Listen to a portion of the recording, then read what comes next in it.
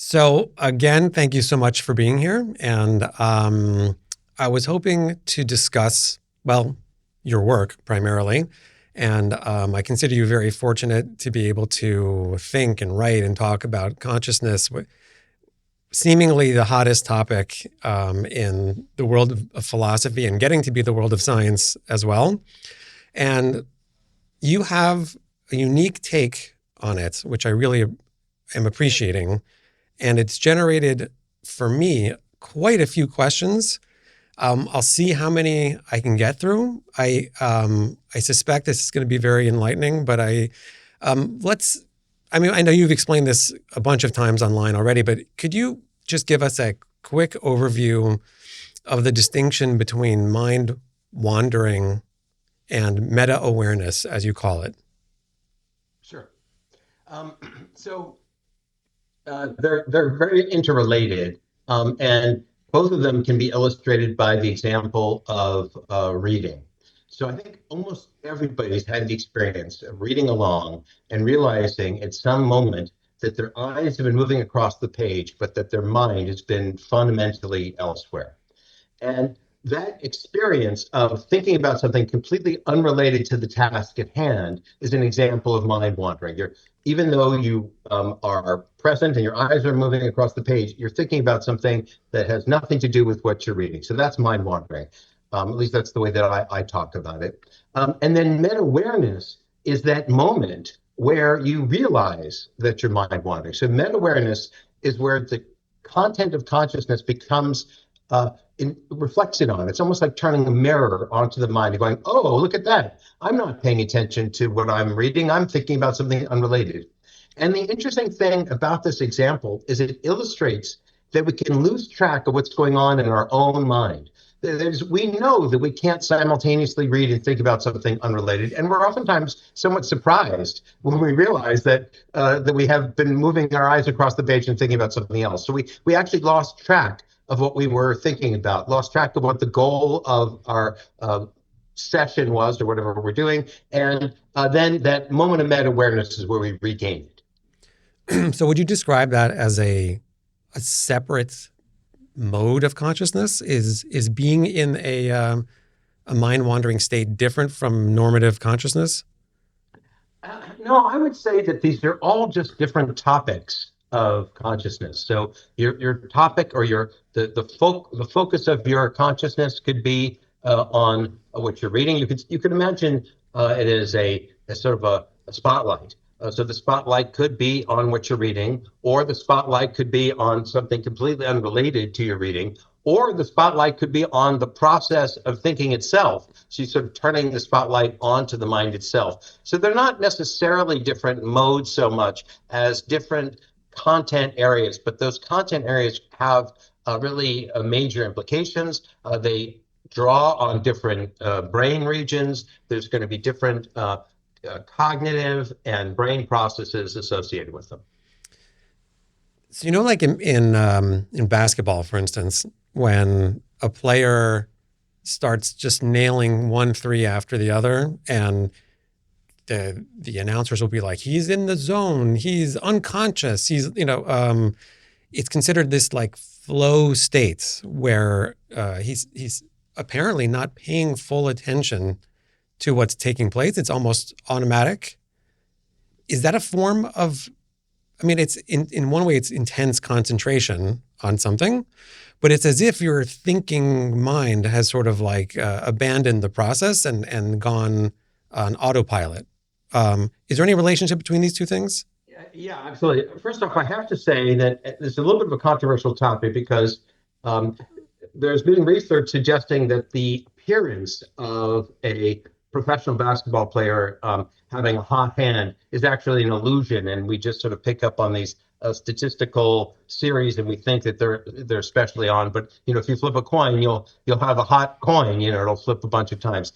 I actually think that research needs further investigation, but I just want to make a note of that. But regardless of that, everybody has had, hopefully most people have had the experience of flow, where we really feel like we are in the zone and we're just performing at our maximum capacity. This is a work pioneered by Csikszentmihalyi. And the idea of flow is that you're pushing yourself just to the maximum level of performance that you're capable of, which means that you don't have any additional resources to think about what you're doing. So you're just entirely putting all your resources into doing what you're doing. And so in that case, you lack meta awareness of the fact that you're flow. In fact, if you're, playing tennis and all of a sudden you go, wow, I'm in flow. This is great. What happens? It knocks you out of flow. So in fact, meta awareness can actually be problematic to the experience of flow. So the experience of flow is related to meta awareness in the sense that there's a profound absence of it. It's related to mind wandering in that often, although not always, mind wandering is occurring without meta awareness. But it's different from mind wandering in that in mind wandering, your mind is away from the present, away from what's going on in the moment, thinking about something, in the past or the future or ideas. Whereas in flow, you are very much grounded in the present. Right. Yes, that's an important distinction, although they both seem sometimes to have benefits to somehow turning off the meta awareness seems to be productive. It seems to be to facilitate all kinds of discoveries and capabilities. And I guess I wanted to ask you that anyway, but like, why should that be? Why should it be that we have these different modalities? And why should it be that when we're seemingly paying less attention, even though your point is well taken, that in flow state, you're paying an incredible amount of attention, but in a different way. So why is it that when we draw back our attention in some way or another, or alter it, then we perform better? Okay, so there's a couple of different elements to this. The first is that meta awareness requires executive resources. You can sort of imagine that the spotlight can only cover so much material, and if some of the material is reflecting on what's going on, there's less resources available for the task in hand. So you can see right there that meta awareness is going to be taking up the very same system that could be used for the task. So that's one reason why meta awareness can be problematic. The other reason actually relates potentially to another line of research that I've been pioneered and been involved in for some time, called verbal overshadowing. And verbal overshadowing is the idea that when you translate a nonverbal experience into words, that can actually disrupt the nonverbal components because they don't translate naturally. And so, for example, we find that if you are describing a previously seen face, it can interfere with your later ability to recognize it, which is kind of counterintuitive. You might think description could be helpful, and under some circumstances it may be, but at least under some circumstances, especially when you're given a lineup where everyone fits that description, verbal description can be problematic. And so the idea then is that meta awareness oftentimes is sort of this verbal characterization of what you're doing. And so there may be a translation problem that is disruptive as well. That said, of course, meta awareness can be very helpful if you're reading and you're not paying attention to what you're reading, and then you realize that you're mind wandering. That's going to be helpful. So meta awareness is very helpful as a corrective when your mind is not doing what it ought to be or what you intended for it to be doing. So it's not necessarily always problematic. The final point I want to make is that there's another kind of meta awareness. So the meta awareness that I primarily focused on is what we think of as sort of verbal propositional meta awareness, where you're going, oh, I was mind wandering again, or oh, I'm not, my hand is not in the right place as I'm trying to hit that ball, or whatever it is. But there's another kind of meta awareness that's more rarefied, and I'll have to admit, I don't experience it a whole lot myself, which maybe is part of the reason why it hasn't really gotten the same level of attention. But we've referred to it as mindful meta awareness, and this is something that can happen when you're an experienced meditator and you're able to sort of know where your mind is and appreciate exactly where it is in a very explicit way without thinking yourself, my mind is focused on my breath or whatever it is. And it's very possible that this other kind of meta awareness that doesn't take up the same level of resources as this verbal propositional kind, and may be a less disruptive and one that is valuable to cultivate. Very interesting. And my last question on this for now, well, we'll see what comes up, is Would you describe all of these modalities as a one? Is it a oneness, this consciousness? Or is it multiple? Well, yeah. So this sort of leads into a whole other discussion line, which is that Justin Riddle and I have a model which we call the nested observer window model. And I want to emphasize when we get into the theories that I think it's okay to put forward theories that you're not 100% persuaded of yourself. So I'm not saying that this is necessarily the truth of the matter. What I'm suggesting is that this intriguing way to think about the mind that I think is deserving of consideration and possible testing and possibly has implications. And it's an invitation to think about things this way without you necessarily having to believe it. So just with that caveat. So the nested observer window model is based on the idea that the mind is not a singular one string, although it has a oneness to it. And let me unpack it. The metaphor that we find very helpful is a mosaic photograph. And a mosaic photograph is a photograph where every pixel of the photograph is itself a photograph. And you can imagine this being sort of fractal. Every pixel of that lower level photograph is a photograph and so on. So it's nested windows upon windows upon windows, which creates the nested observer window model, which also notice makes the nice acronym of NOW. And the idea is that every nested observer window model possibly, or maybe some, or maybe only one, but we want to explore this possibility, could have its own stream of consciousness. So rather than being a singular consciousness, we may actually be a community of consciousnesses that are sort of nested in this manner.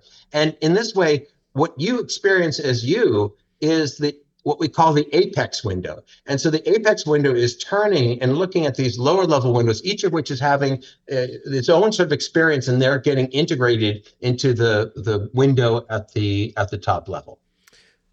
Yes. Okay. So you have broken open the topic and the one that I wanted to explore. So let's take it a little farther, if that's okay.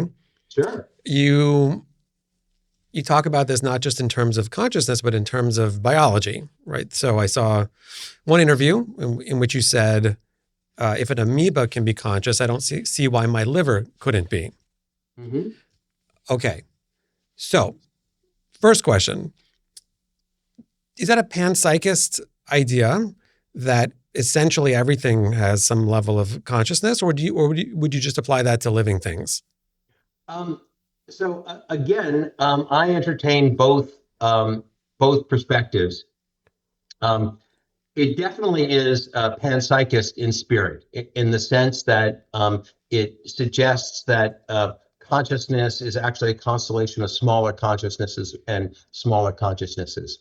And I'm open to the possibility that it goes all the way down to maybe the particle or Planck level, that the consciousness is intrinsic to everything. And that does solve a bunch of problems, because then it's just a fundamental aspect of the universe, and it isn't just limited to those rarefied places where life emerges.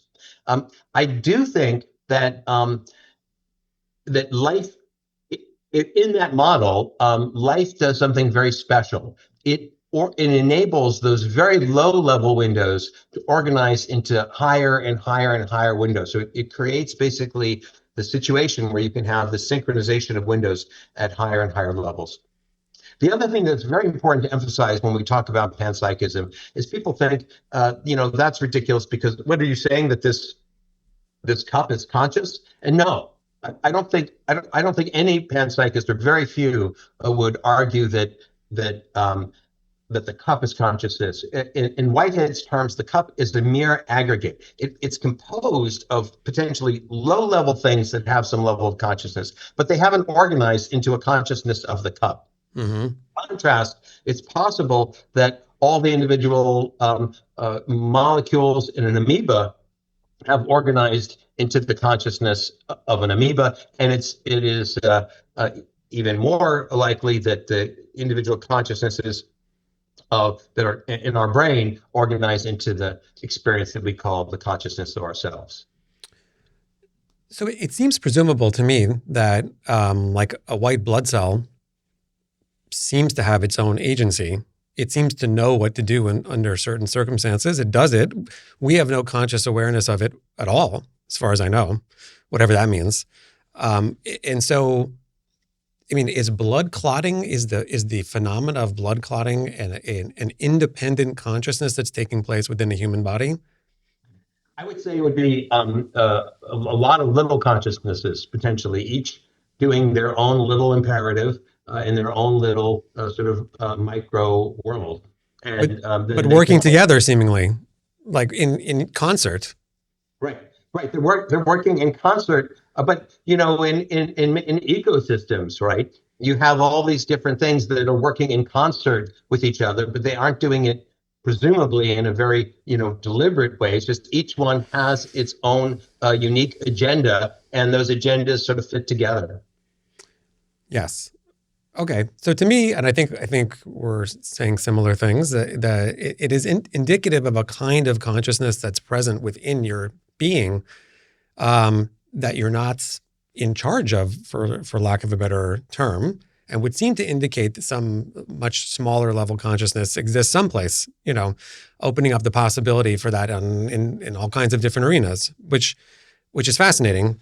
I have some other question. Your point that maybe it goes all the way down opens up some different questions for me, but maybe we'll approach that from a slightly different perspective, because I want to. You said some things about physics, which led me down this rabbit hole this last week, especially pertaining to the block universe. And I had this knockdown, drag out fight with Grok over the last couple of days, which was fascinating, which was wild. Actually, thing is very smart. But you say a fascinating thing: experience is to time as matter is to space. And the experience is flowing, right? And you describe the block universe, which to me is a very hard thing to wrap my head around, even though I tried. And you talk about 4 different ways in which, I don't know how to say it. Well, I'll let you explain it, but I'll say the 4 different things. Cogito ergo sum, right? I think, therefore I am. Experience is to time as matter is to space. We are always in the now, and I can direct my agency, which means free will. What do you want to teach us with those 4 concepts, and how does it relate to the block universe? Sure. Yeah. Great question. And thanks for sort of diving so deep into my reflections. So I like to begin the way Descartes did, by identifying first principles of experience. Like, what are the essential aspects of my experience that seem to be almost axiomatic? Right. And again, my axioms are a little bit different from many, because for me they're axiomatic, but they're axiomatic with slightly decreasing levels of certainty. Right. So the first one is my top one, and I'm virtually fixed on this one, and that is that experience happens. That I'm partaking in experience. I'm presuming that you are partaking in experience as well. Experience is happening. I think, therefore, I am. I'm not even sure about the I part, but experience is happening. And even if, as the illusionists suggest, experience is an illusion, the illusion of an experience seems to me to be an experience. So I feel like experience happens is an essential premise of observation of first principle. And you have to sort of figure out what your first principles are. All models have first principles. They all start with certain axioms, and I think this is a legitimate one. The second one is that the nature of experience is intrinsically moving through time. It's intrinsically dynamic. Even if all clocks stopped and it seemed as if time stopped, or even if time did stop for some miraculous reason, you would move from moment to moment to moment to moment, that there's this natural progression of subjective time that is always taking place. And so you need some room in subjective time to be able to move through it. And that's why I say consciousness is to time as matter is to space. You need some time, at least a opportunity for subjective time for consciousness to proceed in the very same way that you need some space for matter to expand. And just to clarify one quick thing, that you say subjective, so you say subjective time because the block universe suggests that there is no objective time. Well, the block universe suggests that you can't move through objective time because you're in every moment simultaneously. So we'll come back to that in a second. Okay. But basically, the block universe fixes you in time. It's like you're in an iceberg, and there's just no way to move through it. And then the third assumption is that we're always in the now. You can remember the past, you can imagine the future, but you're always doing it in this window with some thickness called now. So it's always now. The now is privileged relative to everything else because that's where everything is always happening. And then the final one is that we have some degree of agency, that we can I can accept talking to your, on your podcast or not. I can look over here. I can look over there. That I'm doing things. I'm not just like on an amusement park ride where you think you're turning the wheel and it's actually you're just on the track. I actually have some control. Now it's limited. There's only so many things that I can decide to do right at this particular moment. And I'm certainly being influenced by causes, but somehow consciousness is able to steer to some degree.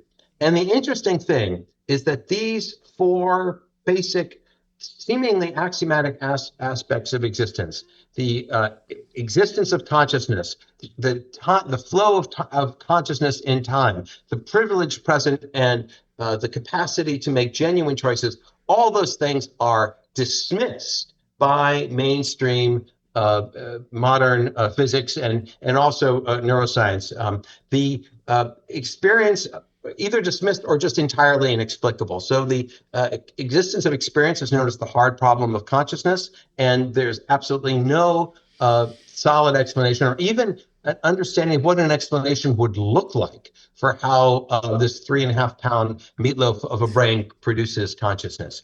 The flow of time and the privileged present are both ruled out by the notion of a block universe. And the block universe comes out of relativity theory, which I'll have to admit, I'm not a physicist, so this is my sort of lay understanding of it. But all the things I'm saying are things that I've repeatedly heard other physicists say as well. In fact, I once asked Brian Greene, the noted physicist, at a lecture, how he reconciles the self-evidently dynamic aspects of experience with physics' view that everything is basically fixed in time and space in the block universe. And he said, I see a psychiatrist. Consciousness is capable of all sorts of illusions, and the flow of time is just another one. So this is grounded in mainstream physics. The idea is that the past, the present, and the future are all like slices. You can imagine every moment as a slice in like a giant bread loaf, and basically this moment is we're just in one particular slice. But the next slice is there, and the next slice, and all the previous slices are there, and consciousness is basically in every one. So there's no movement through it because every time is just the equivalent of another spatial dimension in this block. So because of that, there's no flow of time, and you can't have a privileged present because the past is no more privileged, or the present is no more privileged than any other location in the block universe. And then, of course, the final notion of free will. Mainstream scientists will tell you free will is an illusion, that everything has a previous cause. We're just like dominoes, and every moment we're just sort of another domino is falling and had to fall for that very reason because of all the causal principles that led up to it. Okay, that was a very comprehensive and good explanation. The thing about the block universe that was sort of irking me when I was arguing with Grok was I started asking about origins of it, and it was giving me all these very complicated answers. And then it just sort of surmised like, well, it's just a brute fact, right? It just is that it is, And I said, isn't that like, sounds very theological? And it's like, no, it's not, so it kept disagreeing with me. And then, so I asked it, listen, over the last 100 years, we've had all these confident assertions, about what the nature of physical reality is, that it seems to me have become ever more confusing and less explanatory. And then it finally agreed with me, sort of. And I'll tell you what it said. It said, we are indeed climbing an infinite regress of ever more exotic theoretical scaffolding, and there is no guarantee we are getting closer to bedrock. Others suspect that we may be approaching the limits of what empirical science can ever settle about the global structure of reality, which I appreciated at the very end. But my question to you is, I know you're not a physicist, but I've interviewed Brian Greene and other people of that caliber. I'm lucky to have done that. And I think, well, I'll ask you what you think. Do you think that physics, what we call physics today, at this point is actually holding back our progress to understand what reality is? Okay, so I think that physics is for sure advancing our understanding all the time by their continued discoveries and insights, and that there is a continual increase in understanding. That said, I feel like physics and many of the public advocates of physics, such as Brian Greene, are beholden to a particular ontological stance regarding the nature of reality. And they treat that ontological stance as a fact when it's really a assumption. And it's known as material reductionism. It's basically the idea that consciousness is simply and entirely a product of matter, can be understood in terms of matter, and that there's nothing distinct or added about consciousness. And I think that is an entirely defensible view. What's not defensible is to say that's the only defensible view. And I think that's where physics has is problematic. That it's dogmatic assertion that there's this only one acceptable ontology for how to think about the nature of reality, and that any other one is grounded in fringy thinking and superstition, and is will never be amenable to conception, to integrating scientific findings.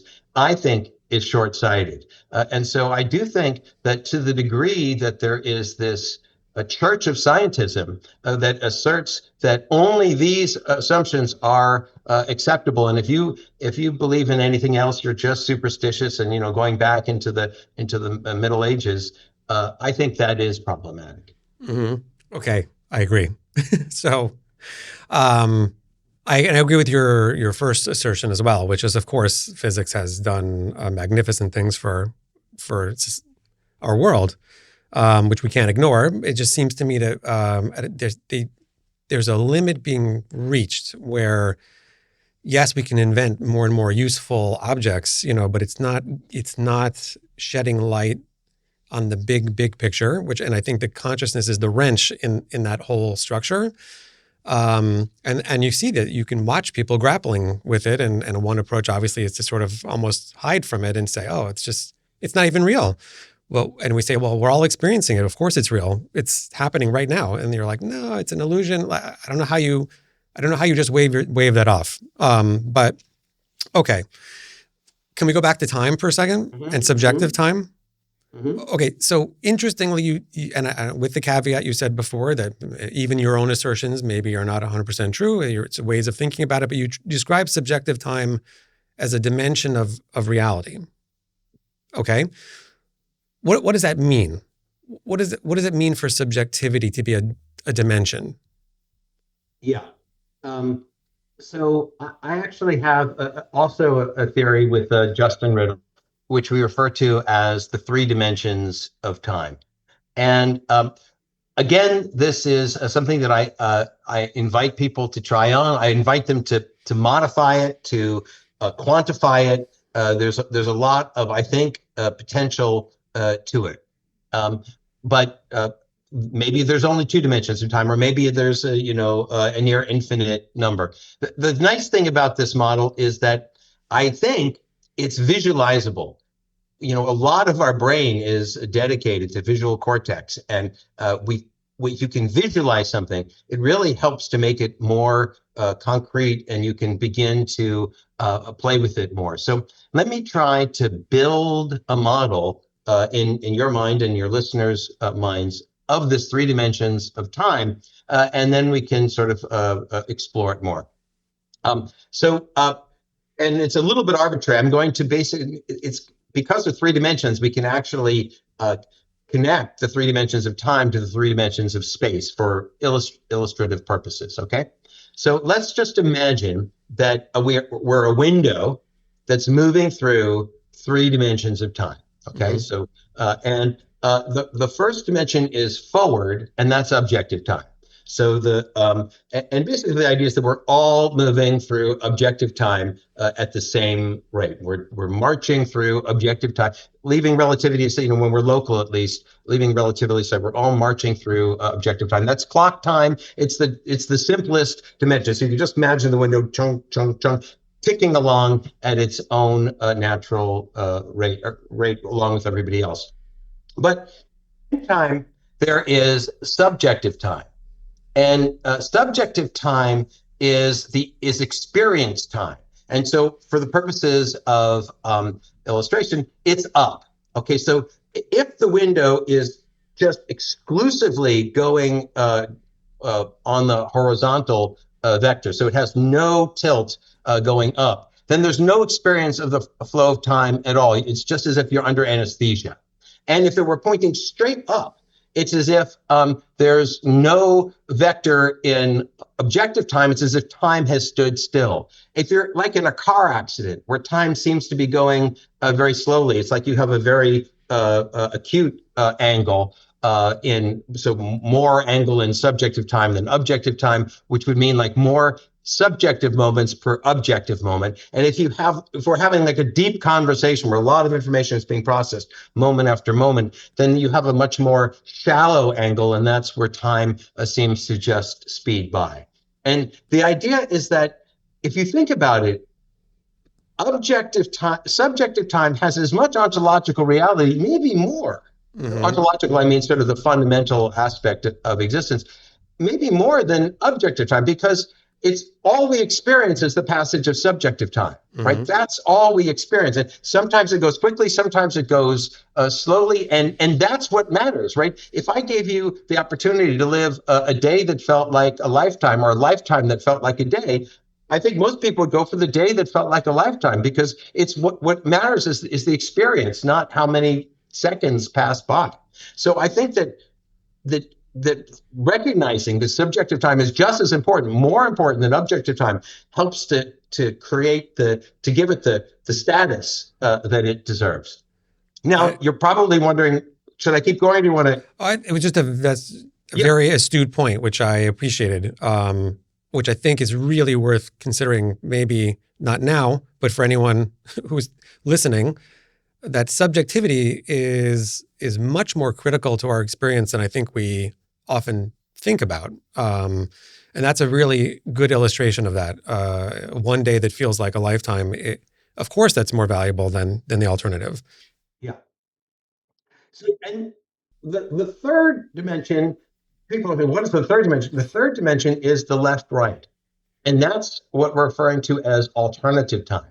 And that's the idea that at every moment we actually have a little bit of wiggle room in terms of our capacity to look over here or look over there, to say yes, to say no. So because we have this wiggle room in alternative time, that gives us some degree of free will. This also may relate to something known as the many worlds view in quantum physics, where there's one version of you which finds a live cat and the Schrodinger's cat thought experiment, and another one that finds it. We're in the many worlds view, we're branching off all the time. So it's very much like this thing, except for in this case, we actually have some control over which branch we go on, and we only go down the one branch. We don't go down the other.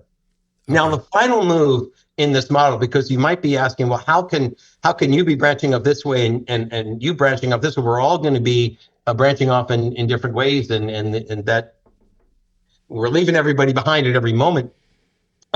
Rather than the windows moving through time, now just we do a shift, and now imagine time is moving through the window. So we've got all these windows that are all tethered together, and time is moving through it, and each window is able to shift in these 3 dimensions and thereby carve out its own unique experience and sort of choose its own little bit of how alternative enters into the moment. So this creates what I'm referring to as the kite of consciousness. And so you can imagine this tethered kite with the wind blowing at it, and it's moving through space, but it's also all tethered together. So in this way, we're all tethered together in this giant kite of consciousness moving through the 3 dimensions of time.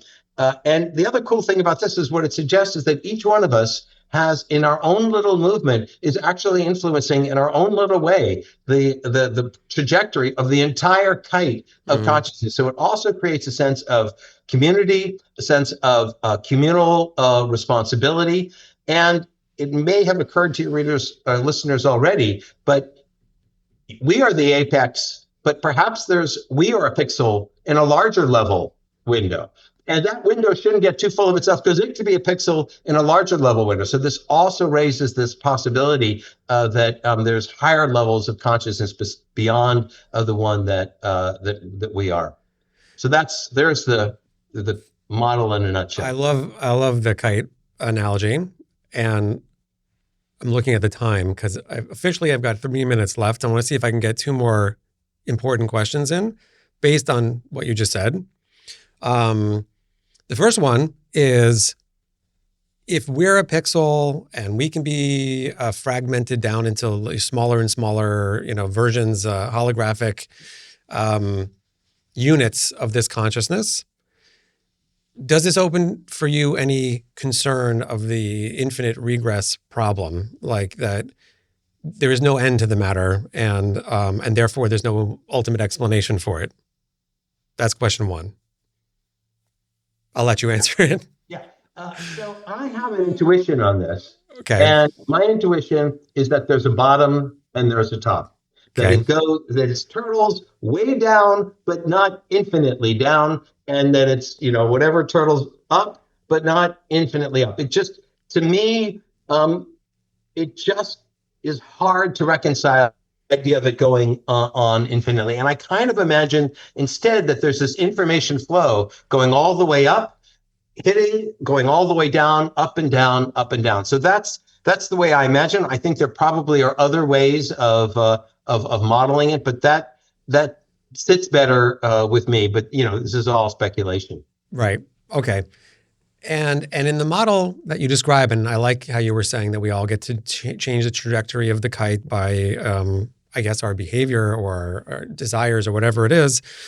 That would also seem to indicate that if the individual units are sort of broken or not working, or there's holes in the kites, like if we're not in concerts, all of our micro consciousnesses, whatever you want to call them, the things are not going to fly as effectively, right? So it does seem to me to speak to the need for unity in the structure, and so to be rowing in the same direction. But so that's the framing for the last question for now. Sure. Which is, what would you like your listeners, your readers, what do you want them to take away from your thinking on this topic, and what does it all mean to you? Like, when you stand back and you survey what you've thought about, like, what's it all for? So I don't know if you necessarily need to have that answer. And let me, I love metaphors, and let me introduce you to another metaphor, which is the faint star metaphor. So, because of the design, or I shouldn't say the design, because of the way that the eye is structured, if we stare directly at a faint star, we can't see it. If we keep it off to the side, we can see it. This has to do with rods and cones. And I think that many things in life are like that. When you try to stare it directly down, it disappears. But if you keep it off to the side and find something that's more concrete as your North Star, then actually it may illuminate. So I think some of these questions about what is the big purpose of it all and how to make sense of it all, that's kind of like one of those faint stars. It's when you try to just stare right at it, it just kind of gets all fuzzy and you go, oh, I can't see it. But if you instead, you just pursue like, let's try to come up with a model that is able to accommodate all the things we know about consciousness and physics. Let's just focus on that. And as we do that, keep in the corner of our eye, a lookout for what sort of implications might be happening. But really try to recognize just the intrinsic value. It's intrinsically, curiously interesting to see if we can come up with some alternative to the dominant material reductionist view, which says that we're just a pack of neurons and that consciousness has no special qualities. Now, it's interesting because once you start thinking about the possibility of idealism or some of these other ways of thinking about consciousness, it does create the opportunities for some potentially very meaningful things. The potential that there's an intelligence beyond ourselves that's somehow involved in the unfolding of time. The potential that our consciousness could connect with each other along these other dimensions. The potential that consciousness itself has some properties that enables it to steer and leads to some really unconventional views about what consciousness is capable of. So there are all sorts of really interesting, very deeply meaningful things, potentially even the possibility that consciousness continues after death. So they're very, very meaningful things that I think are worth keeping in the corner of one's eye. But finding the North Star of just pursuing your curiosity about the nature of existence itself, I think, is a better way to go. I hear. Wonderful, wonderful information, really great conversation. And I really appreciate your time and look forward to all the contributions you'll be making to this topic and others going forward. So thank you so much. Thank you, Anna. It's been a pleasure. Okay. Have a great day. You too. Talk to you soon. Okay. Thank you.